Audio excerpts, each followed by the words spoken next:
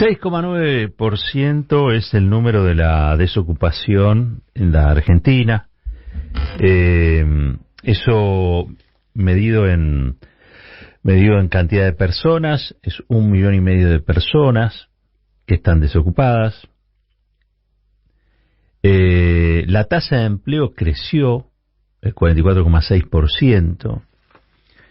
Y la verdad es que en el último trimestre hubo un repunte también de la ocupación, quiero decir, ¿no? Claro, si uno mira cada uno de los casos de manera individual es un drama. Si uno lo mira desde la perspectiva de los números, la Argentina hoy está muy cerquita de volver a tener pleno empleo, como ocurrió durante los gobiernos kirchneristas. Y por el otro lado, la canasta básica subió, es decir, bajó la desocupación, pero subió la canasta básica un 7,6% en agosto. La canasta básica, el dato malo es que subió más que la inflación. Recordemos que la canasta básica es lo mínimo indispensable que alguien tiene que consumir para no ser considerado pobre.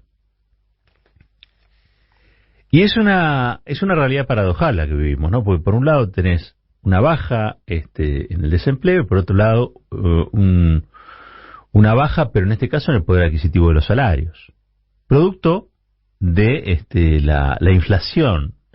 Pero me animo a decir también que no solamente por la inflación, no solamente por la inflación. Hay cuestiones estructurales que hacen, luego del gobierno macrista, que la economía argentina haya acumulado enormemente en la punta de diamante de la pirámide social, haya habido una transferencia de ingresos monstruosa, y también es cierto que los salarios van muy de atrás. La pérdida del poder adquisitivo grande se da en ese gobierno, durante el gobierno de Macri, y lo que ha sucedido en estos últimos 3 años es que esa recomposición tan ansiada y tan esperada no ha llegado. Por lo tanto, el incremento y la inflación es un agregado que perjudica más, pero la base es otra, es una cuestión estructural. ¿Cómo haces vos para distribuir el ingreso de otro modo, que no sea de este modo regresivo? Y allí es donde uno tiene muchas cosas para decir sobre de qué manera se empieza a revertir este ciclo, o si esto es no un ciclo, sino un modelo. Porque si es un ciclo es algo pasajero, si es un modelo pretende instalarse casi definitivamente. Entonces, yo a veces pienso que probablemente haya algo en algún sector del gobierno, la idea de que esto sea, o este esquema de bajo poder adquisitivo sirva para atraer inversiones, por ejemplo, o que cualquier aumento salarial presiona sobre la inflación y la hace crecer, por lo tanto no tiene que haber tantos aumentos salariales o tienen que ser los mínimos posibles. No se entiende muy bien, por ejemplo, porque este gobierno no, por decreto, no da una suba general de salarios, una suma fija, que permita empezar a discutir los salarios desde otra posibilidad para aquellos salarios que son los menores. No se entiende. No hay una explicación lógica, rotunda, que permita entender por qué es reacio el gobierno a intervenir de esta manera en los salarios, de manera positiva en los salarios. Me cuesta pensar que no quiera. Me cuesta pensarlo. Debe ser otra razón que hasta ahora no ha sido explicada como corresponde. O quizá no se la puede explicar porque no se la puede poner en palabras, porque ofrecería mucha resistencia. No queda claro. Sería para el gobierno un primer paso en la reconciliación con su base electoral, después de lo que fue este desencuentro que se produjo en la última elección legislativa. ¿Qué reflejó la elección? Bueno, un desencuentro. Gente que había votado al Frente de Todos y que lo dejó de votar. Según los números, ¿no? Los números del resultado electoral. Por lo tanto, hay que empezar a recuperar esa relación con su base electoral si el gobierno pretende empoderarse, si el gobierno pretende incluso llegar a las elecciones del año próximo con una chance de victoria. Y las condiciones están dadas. Las condiciones están dadas. Pareciera que el trabajo que se crea no es de gran calidad, ¿no? Tenemos ese inconveniente. Pareciera también que en muchos casos no solamente es precario, sino además muy mal pago, en el sentido de que no alcanza a veces para los 120.000 pesos, 119.000 y pico de la canasta básica. Entonces se da la paradoja de gente empleada con recibo de sueldo que cobra un salario que no le permite superar la línea de pobreza. O sea, son trabajadores formales pobres. Hay algo que se llama, o se empieza a llamar, se empieza a describir a esta nueva clase trabajadora como el precariado, ¿no? Ya no es el proletariado, sino el precariado. Y que probablemente le esté cambiando la cara al movimiento obrero. Probablemente le esté cambiando la cara al movimiento obrero. No sé qué tan conscientes son las dirigencias sindicales de esto que está ocurriendo. Sí, porque, por ejemplo, vos te vas ahora a España. En España le aplicaron una multa de 79 millones de euros a Globo. ¿Vieron estos repartidores que andan por la calle, Globo? Bueno, el de las aplicaciones. Le metieron 80 millones de multa por tenerlos en negro. Por tenerlos de manera informal e irregular. Y es un número, ¿no? Es un número para España. Aquí en la Argentina no se conoce que se le hayan aplicado a multas a estas APP del mismo porte, del mismo tenor. Ojo, también están hoy actuando en abierto desafío a las leyes vigentes, ¿no? Lo hacen sobre una necesidad. Yo no sé, supongo que cuando después el INDEC hace la medición de empleo a un trabajador que está expuesto y que su cuerpo es la carrocería, ¿no? En plena calle, trabajando sin un casco, trabajando en condiciones tan precarias, capaz que lo considera un empleado. Ese es un número que aporta a la idea de que la desocupación viene bajando, cosa que es cierta. Pero no deja de ser un empleo del que tendría que tomar cuenta el Estado para exigir. Porque la gente tiene que vivir con el trabajo mejor, no tiene que vivir apenas. Y esa es una tarea indelegable del Estado, ¿no? El mercado no te lo va a resolver, no te lo va a resolver una aplicación, no te lo va a resolver la tecnología. Es la fuerza política del Estado lo que se tiene que poner allí y decidir cuál es el piso de la dignidad que pretende para sus trabajadores, para la clase que trabaja en su país. Eso lo tiene que definir el Estado.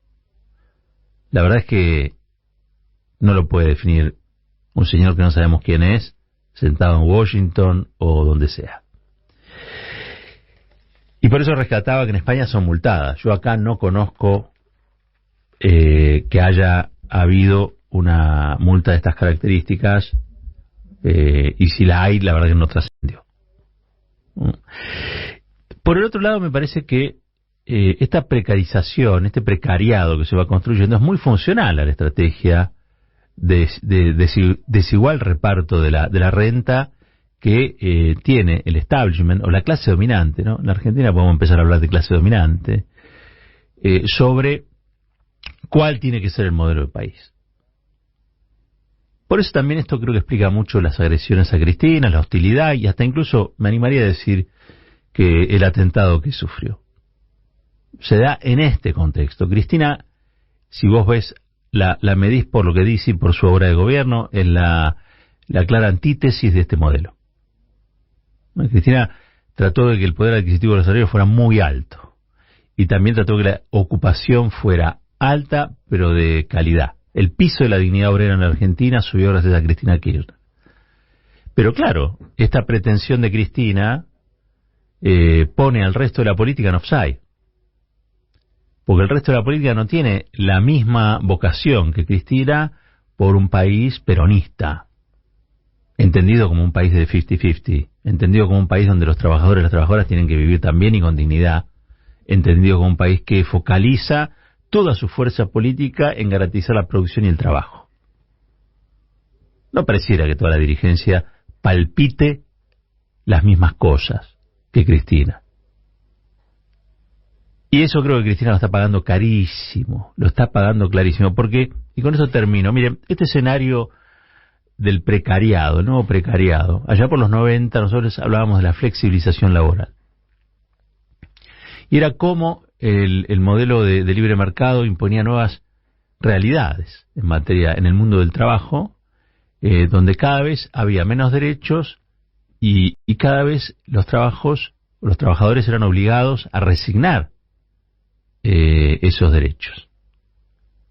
A los dueños del poder y del dinero no les hace mucha gracia que haya que pagar un RT, ni que haya que pagar un aguinaldo, ni que haya que pagar una jubilación, no les hace gracia. Porque consideran que todo eso lo tienen que aportar de su renta. No es así, porque la mayoría de los trabajadores lo pagan de su salario. Pero ellos tienen un modelo de país en la cabeza. Ese modelo de país que tienen en la cabeza es el de la flexibilización laboral. La flexibilización laboral trajo esto, que es el precariado. Jóvenes que, si quisieran irse a vivir con su pareja, no pueden hacerlo, porque no les alcanza la plata. Trabajadores que están en blanco, pero que son pobres. Algo que era impensable en la Argentina del movimiento obrero organizado alrededor de la doctrina justicialista. Y hoy está pasando. Y está pasando de hecho. ¿Sí? Pero está pasando de hecho porque antes que la flexibilización laboral, lo que se impuso acá o lo que se está tratando de imponer es la flexibilización política.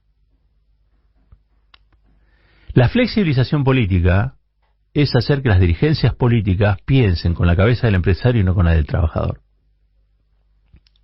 La flexibilización política es hacer pensar a los dirigentes y a las dirigentes de la política que son simples administradores de cuestiones que ya están resueltas y que la política no puede transformar nada. La flexibilización política es el posibilismo. Bueno, vamos a hacer lo posible porque otra cosa no se puede hacer. Estamos atados de pies y manos, ¿no? Si ustedes se fijan, la única que rompe cada tanto esta lógica, en honor a su legado, es Cristina Kirchner. Porque claramente el kirchnerismo fue todo lo contrario. El kirchnerismo vino no a flexibilizar la política, a empoderar la política. Y a través de la política empoderar a la sociedad. Porque si la dirigencia se flexibiliza, entonces la sociedad se flexibiliza. Y si la sociedad se flexibiliza la democracia. Y por eso pasa lo que pasa, y por eso el desorden que hay también, ¿no? Porque hoy la Argentina ha recuperado cierto nivel de estabilidad, producto del recambio en el Ministerio de Economía, qué sé yo, entra otra porción del establishment de la clase dominante con alguna idea de lo que tiene que ser la economía, y más o menos logró que bajara un poco el dólar, la tensión cambiaria. Hoy tenemos una mínima estabilidad que no teníamos quizás hace un mes y pico atrás. Pero si vos mirás la saga, vivimos en medio de un gran desorden. Y ese desorden tiene que ver con la flexibilización. Ahora, por ejemplo, el tema de los recursos naturales. Vienen por la flexibilización ambiental, claramente, porque no quieren que el gas lo usen argentinos y argentinas. El gas va a tener que estar para la importación. Y ahí hay presiones de corporaciones muy poderosas, muy poderosas, en todos los aspectos. El gas, el litio, los hidrocarburos, pero también la soja. Digo, la flexibilización de la política es lo que hace posible que haya un dólar soja. Ahora, no estoy diciendo que esté mal, porque uno dice, no, yo estoy describiendo el escenario, no quiero decir que sea, no me gusta. Entiendo cómo se llegó hasta acá. Probablemente no era la intención de los sucesores de Néstor, ni de la propia Cristina llegar a esta situación. Pero estamos. Y como estamos, bailamos. Y en ese baile estamos. Y al fin de cuentas, uno tiene que dar esta noticia, que es una noticia paradójica. Crece la ocupación o baja la desocupación, pero a su vez baja el poder adquisitivo del salario. Es una información paradójica, pero es lo que refleja también el gran desorden en el que estamos. Hay muchos, insisto, que le tienen temor a la palabra orden. Mire, hay algo peor que el orden, y es el total y absoluto desorden.